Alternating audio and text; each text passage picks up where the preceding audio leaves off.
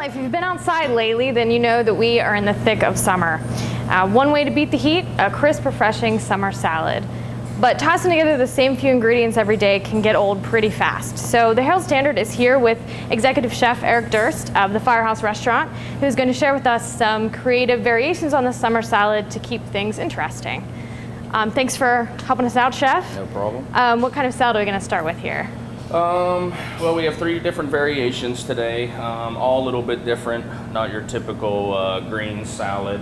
We're going to start out with a tortellini vegetable and crab salad.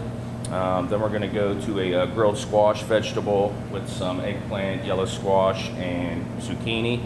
And then we're going to finish with an Asian slaw.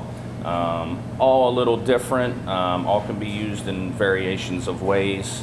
And that's about it. Okay, sounds great. So which one are we starting with? We'll start with the tortellini. Basic ingredients, very simple.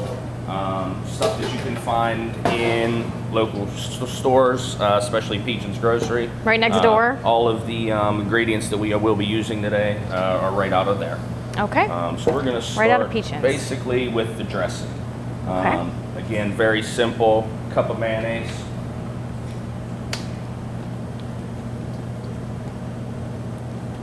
And all this stuff, this particular dressing, you can mix by hand. It doesn't take a food processor, blender, or anything like that. We have about 4 ounces of pesto. This particular, we make this here, it's homemade.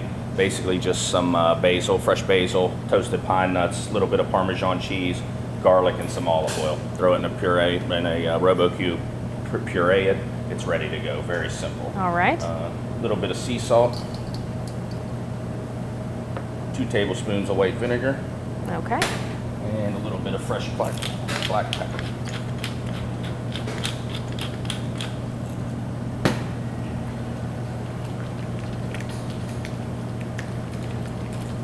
Mayonnaise is good for the creaminess. A little different, a little heavy for the summertime, but after it's chilled, very refreshing, especially with the pesto in it and everything else. Yep, that herb flavor. Right. It's great. And also too, amounts would always vary as well. If you like it a little bit more creamier, you might want to go a little bit heavier on the mayonnaise. Okay. If you like it a little more herby, you might want to go a little bit heavier on the pesto. Again, these recipes are very basic just to give you an idea, but any variations people want to put on, they're more than welcome to. Okay. And then we're just going to do a quick julienne of the vegetables. Wow, that is impressive. Just slice those up right in the. And then we're using just very simple frozen tortellini. Mm-hmm. These are a cheese tortellini. This is a tri-colored spinach pasta, tomato pasta, and then just a regular. And these tortellini are basically par cooked. They're par cooked and flash frozen. So you really don't need to do any cooking to them. All you have to do is thaw them out. They're ready to go. Okay. So we're going to put those right in as well. And again, just a toss. Okay. All right. So think you can handle making that one? I could do that. I could definitely do that. Simple, very simple. All right. For number 2, we are going to go ahead with a little bit more labor-intensive one, but again, very simple. A lot of people grill vegetables on the grill all summer long. Very healthy, very good flavor. So just again a little spin on it, a little spin on the salad, I should say. But we are going to start with some. Let's go with the onions first. Okay.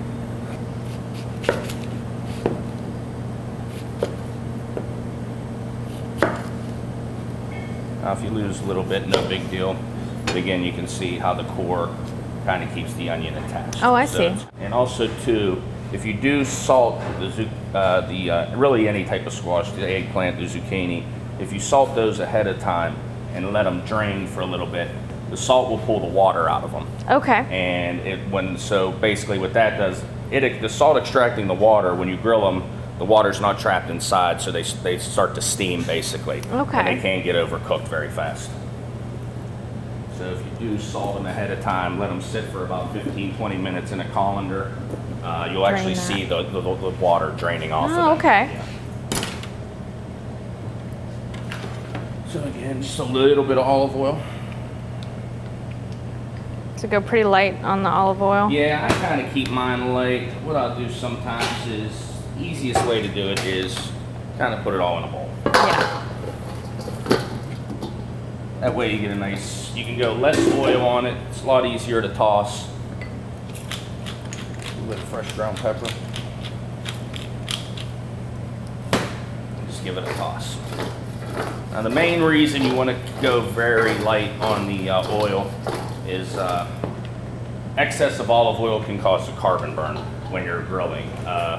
I buy peeled garlic. It's a nice thing you can get nowadays. It's available in the store as well. All right. A little bit of olive oil, salt and pepper, 350-degree oven, about 10 minutes. All right. They're very nicely roasted, nice golden color there. Yes. It'll also give the dressing a nice color as well. Yeah. All right, so we're back from grilling the vegetables. Again, basically very simple, couple minutes total. Nice crisscross lines on the onions as well. Onions will take the longest, eggplant will take the shortest amount of time.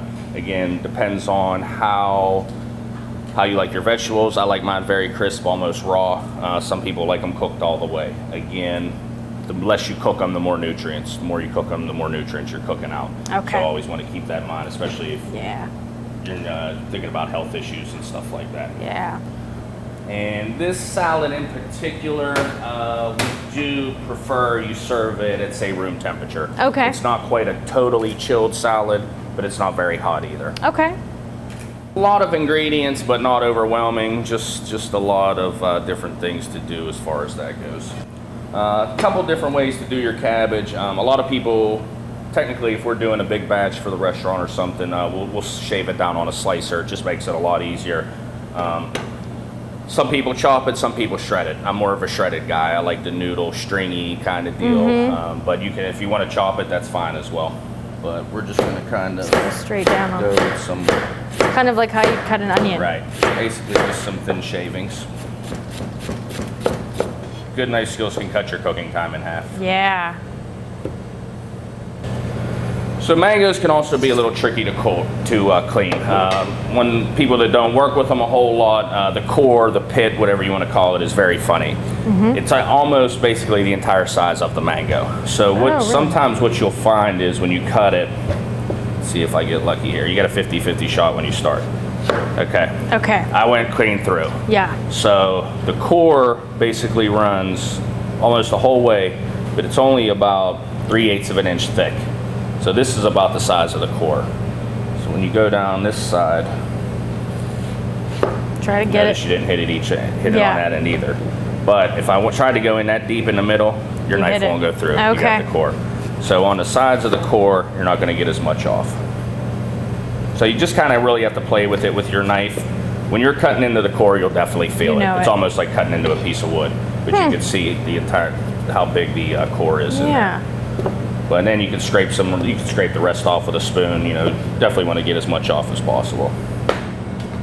Now this is also a sesame flavored dressing. Sesame is very strong. So what I do is I'll usually blow out sesame oil with some olive oil, some vegetable oil. Even when I'm cooking, it can be very, very strong.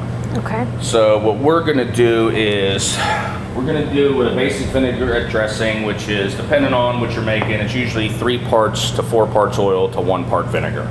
So with the 4 ounces of vinegar, we're gonna do 1 3/4 cups of vegetable oil, and then we're gonna do just 2 ounces of sesame oil, because again, it is very strong. And I also have here about 2 tablespoons of teriyaki. We have some fresh ginger here, about 2 tablespoons. Oh, okay. And that's just diced up? This is just fresh, peeled, and diced. Available in the store as well. Ginger's pretty common. Yeah. And I also have about 2 ounces of sugar. This will help with the, it'll offset some of the bitterness of the teriyaki, as well as sweeten up the dressing a little bit. All right, well, thank you very much, Chef Eric, for letting us into your kitchen. And lucky for us, this is just the first in a series that we're going to be doing with Chef Eric here at Firehouse. We're going to call it Order Up with Chef Eric. So, and like I said, all these recipes are available on our website, so you can check those out, try it for yourself. Or if you're feeling lazy, Chef Eric, can they come in and order these particular salads also at the restaurant? Absolutely. Okay. All right. Well, for the Herald-Standard, I'm Jessica Vosel, and we'll see you next time.